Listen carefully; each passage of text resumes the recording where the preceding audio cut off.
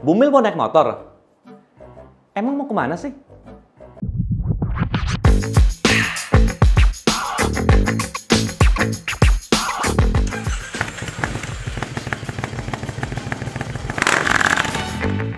Bumil mau naik motor? Ayo. Hai guys, jumpa lagi dengan saya, Dr. Dara alias Spokman. Beredar kabar, pandemi akan menjadi endemi. Artinya apa? Kantor-kantor pasti akan kembali mulai normal kembali. Jadi udah pada mulai masuk kantor ya, pasti banyak yang udah, ada yang senang, tapi banyak juga yang nggak senang. Kayaknya lebih enak di rumah tuh kayaknya ya. Jadi kalau karyawan masuk, konsekuensinya apa? Jalanan pasti akan kembali macet.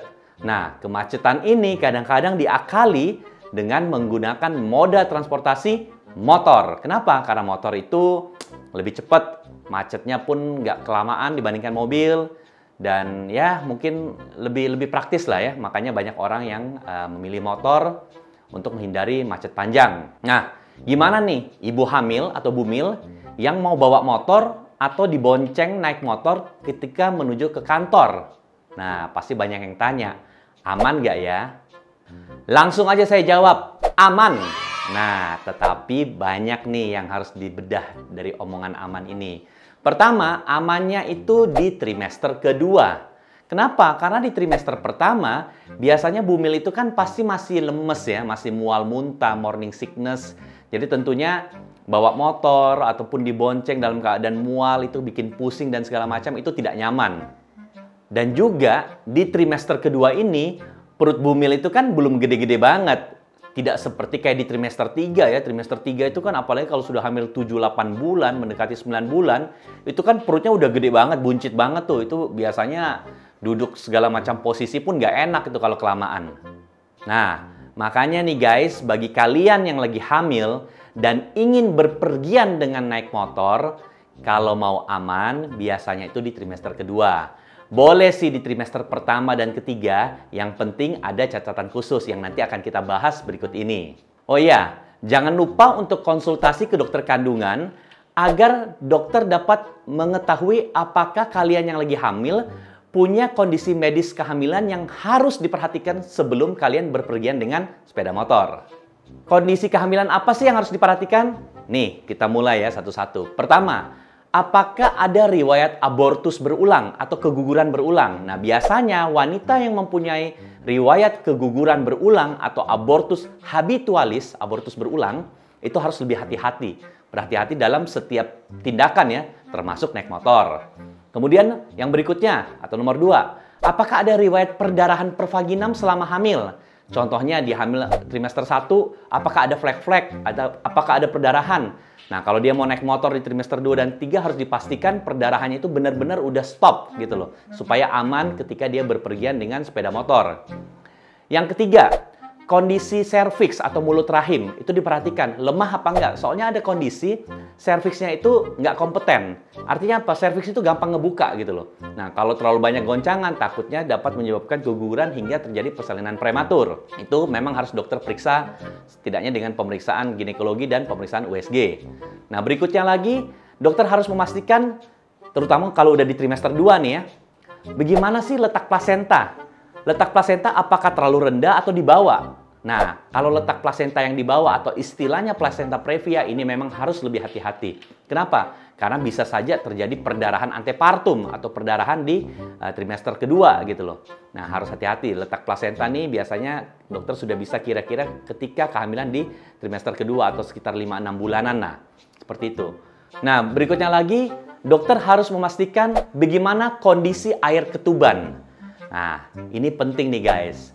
Jadi naik motor ini kan sebenarnya banyak yang berpikir, dok kalau saya naik motor kemudian jalannya rada jelek nih, terus ajelut-ajelutan gitu loh, ada polisi tidur, ada jalanan yang berlubang. Bahaya nggak nih goncangan ini terhadap janin di dalam kandungan saya? Jawabannya, ketika air ketubannya normal, volumenya normal, baguslah intinya, ini aman. Karena seperti yang selalu saya bilang pada video-video sebelumnya, bayi ini atau janin ini ibarat di dalam selaput ketuban atau istilahnya di dalam balon ya, balon isi air di dalamnya ada janin. Jadi kita bisa bayangin ya, janin itu kayak berenang-berenang di dalam selaput ketuban atau di dalam kayak balon seperti itulah ya.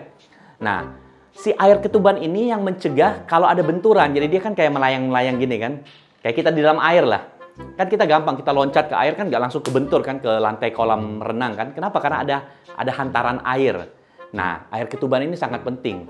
Jadi kalau umpamanya tiba-tiba lagi jalan, tahu-tahu nggak sengaja masuk lubang, jedek gitu kan, atau tiba-tiba nggak ngeliat polisi tidur, ketabrak gitu loh. Asalkan nggak jatuh nggak apa-apa ya, jadi motornya jedek gitu ya. Itu bayi mestinya insya Allah aman. Karena apa? Karena ada air ketuban yang mencegah dia dari benturan-benturan, seperti itu. Jadi kondisi air ketuban ini sangat penting, terutama di trimester 2 atau trimester 3 buat wanita yang ingin naik motor. Cuman memang kalau kondisi jalannya jelek-jelek banget, kayak saya dulu pernah tugas di daerah Wamena ya, di mana?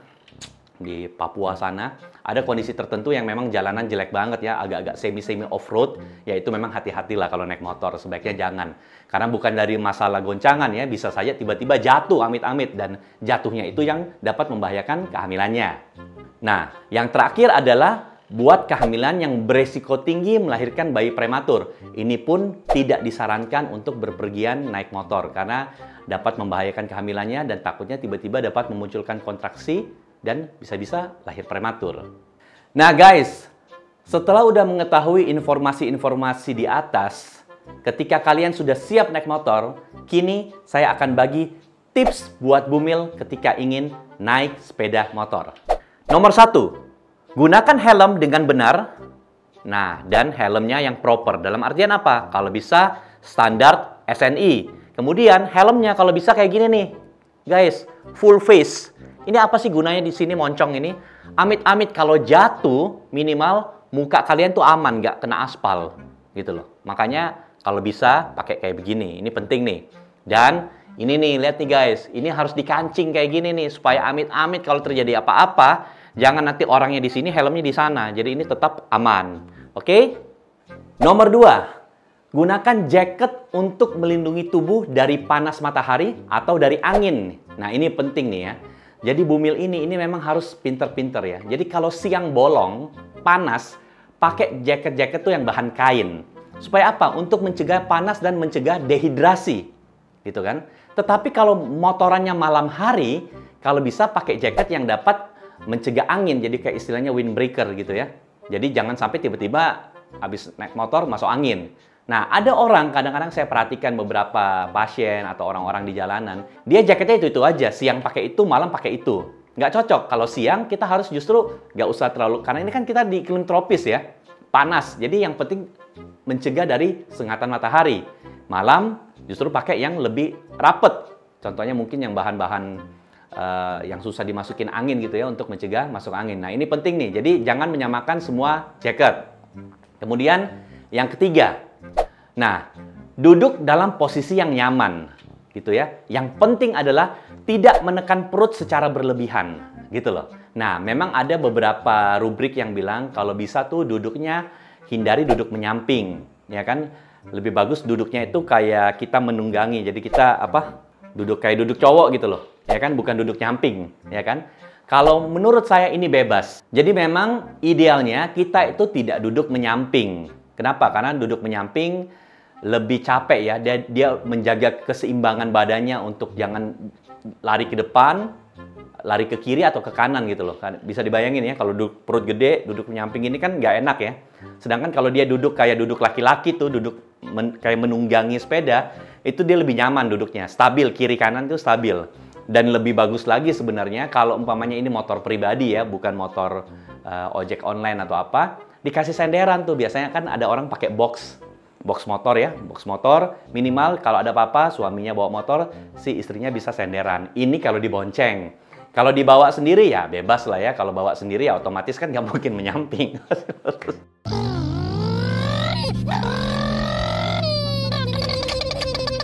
Oke, yang keempat, hindari berkendara motor terlalu lama.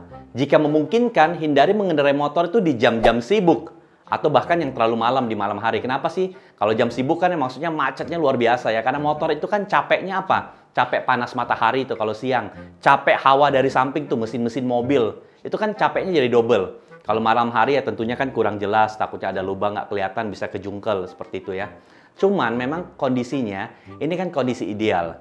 Kalau kita ngomong seperti ini buat teman-teman yang hamil dan umumnya karyawan dalam suatu perusahaan, kan nggak mungkin berangkat dari rumah itu jam 4 pagi, ya kan? Pasti berangkatnya kurang lebih jam setengah 6, jam 6, dan itu udah jam-jam macet ya. Nah, intinya beginilah. Kalaupun macet, setidaknya kalau sekitar 1 jam tuh masih oke. Tapi kalau macetnya sampai 2 jam, itu sudah ekstrim, harus istirahat dulu. Hal ini pun sama ketika saya memberikan nasihat pasien-pasien yang ingin berpergian dengan pesawat terbang. Contohnya ke luar negeri, perjalanan jauh. Kalau bisa itu memang setiap 2 jam sekali dia berdiri, kecuali kalau dia lagi tidur. Kenapa? Supaya dia nggak terlalu capek, karena duduk terlalu lama bisa saja menyebabkan kontraksi rahim. Jadi jangan sangka kalau berdiri terlalu lama bisa kontraksi ya, duduk terlalu lama pun bisa saja menyebabkan kontraksi rahim. Makanya kalau umpamanya nih, tiba-tiba kalian di sini ada yang naik motor, kena macet yang luar biasa, kalau nggak salah kayak orang di puncak ya, beberapa hari yang lalu kita lihat di berita macet belasan jam, berhenti aja deh. Mendingan istirahat, duduk-duduk di warung gitu, daripada dipaksain di motor, tahu-tahu muncul kontraksi malah bahaya. Yang kelima, nah ini juga standar ya, jadi hindari berkendara pada saat hujan. Karena apa ya, jalanan licin, jadi untuk menghindari jangan sampai tergelincir atau bahkan jatuh dari motor ya, amit-amit.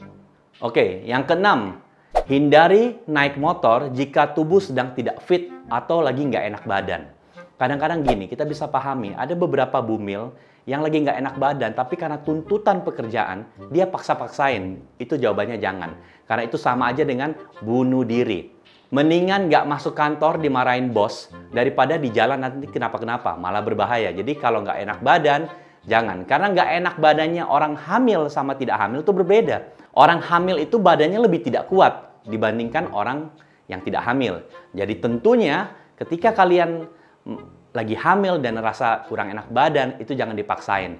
Jangan gara-gara sesuatu, oh harus belanja, harus jemput anak sekolah, harus ke kantor, kalian bela-belain nanti malah bisa celaka. Karena sekali lagi, orang hamil itu konsentrasinya, daya tahan tubuhnya itu biasanya lebih sedikit, lebih turun dibandingkan keadaan dia tidak hamil.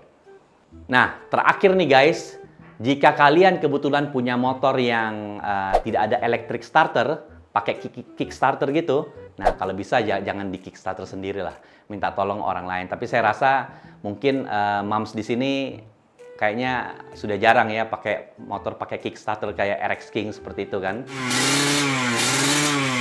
Khusus bagi kalian bumil yang hamil di trimester 3, sebaiknya jangan bawa motor sendiri, sebaiknya dibonceng. Trimester 3 itu taruhlah kalau sudah 7 bulan lebih ya. Kadang-kadang kan masih ada bumil yang masih bekerja kan, sampai kehamilan 8,5 bulanan tuh masih kantor biasanya. Itu hindari bawa motor sendiri, karena banyak resiko lah. Masa resiko nggak stabil, tiba-tiba oleng, tiba-tiba kunang-kunang matanya, mendingan dibonceng. Karena apa? Karena untuk menjaga balance, untuk badan sampai tidak jatuh, itu agak sedikit susah di trimester 3. Itu tadi, karena kondisi fisik yang sudah sedemikian capeknya hamil yang sudah cukup lama ini. Jadi kan kalau orang hamil sudah bulan ke-7, bulan ke-8, itu kondisi badannya kan makin turun tuh. Jadi lebih hati-hati ketika ingin bawa motor sendiri. Lebih baik dibonceng. Oke guys, itu tadi kurang lebih tips bagaimana ketika ingin seorang bumil bawa motor atau dibonceng motor.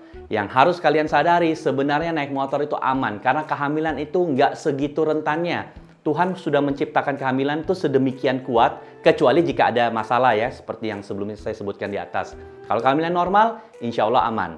Karena sebenarnya naik motor itu lebih bahaya KLL-nya, kecelakaan lalu lintasnya. Jadi bukan karena goncangannya, bukan karena apanya ya. Kan kadang-kadang orang naik motor tuh asosiasinya lebih goncang gitu kan.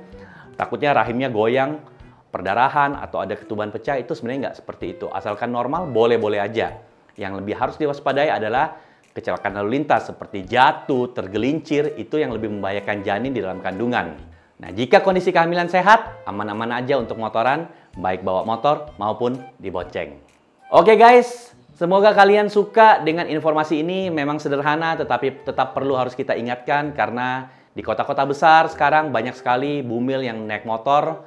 Jadi, dan di kota besar itu saking banyaknya motor, kadang-kadang resiko kecelakaan pun makin meningkat. Jadi tetap waspada, tetap jaga-jaga karena ibu hamil nggak membawa diri sendiri, tetapi juga membawa janin di dalam kandungannya. Semoga kalian suka dengan video ini. Jangan lupa di like, share ke teman-teman yang lain. dan tulis di kolom komentar jika ada masukan buat channel ini. Bye!